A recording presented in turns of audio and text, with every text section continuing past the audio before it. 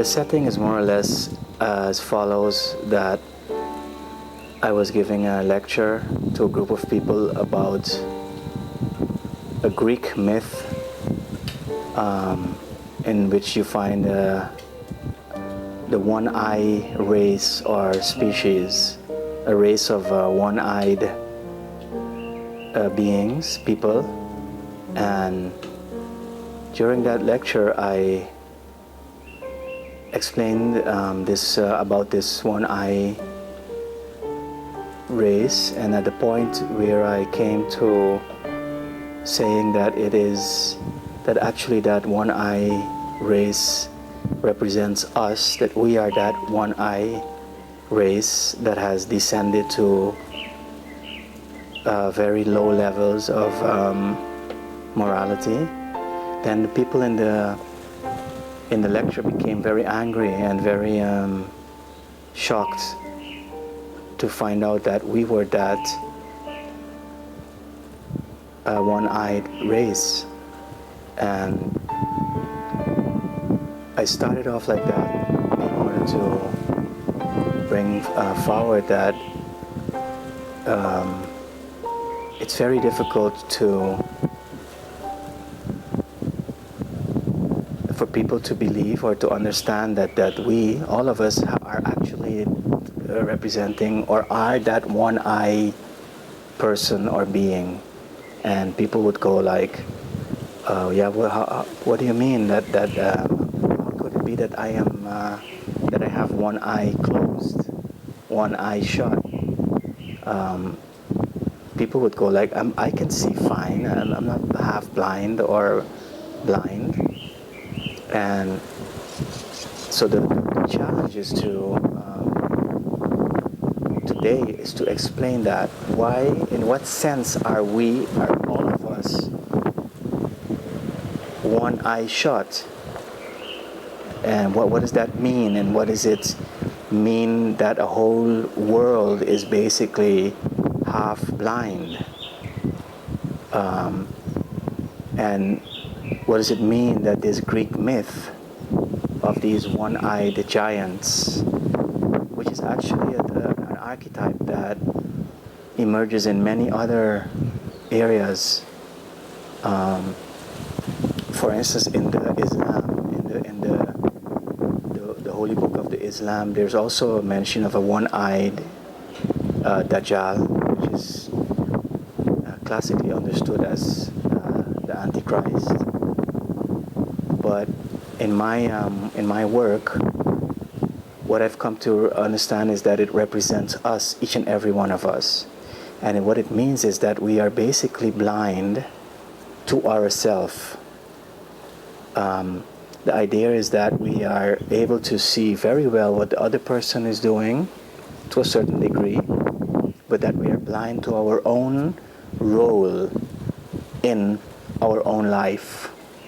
And the challenge is to explain that, because the consequences of a whole race of people being one eye shut is incredible.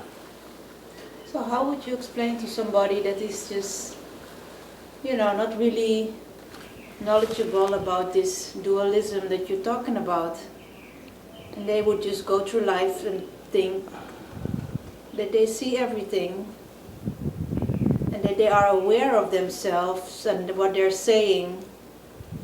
Sometimes maybe you would have a bad day, but mostly people won't go further than that. Right, exactly. And that's the shocker of it, is that we seem to be perfectly awake, right? Looking at the world and with two eyes open, but archetypally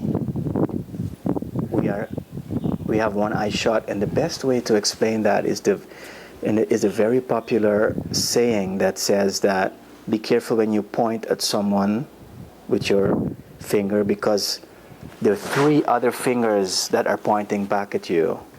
You hear that said widely. And what they actually mean is that you see the others' errors, but you don't see your own. And that's what this one eye archetype means. It means that the eye that sees the surrounding is open, but the eye towards myself is shut. And that means that I do not see my own errors. I don't see certain areas in my own functioning that would expose me, that we would prefer not to see.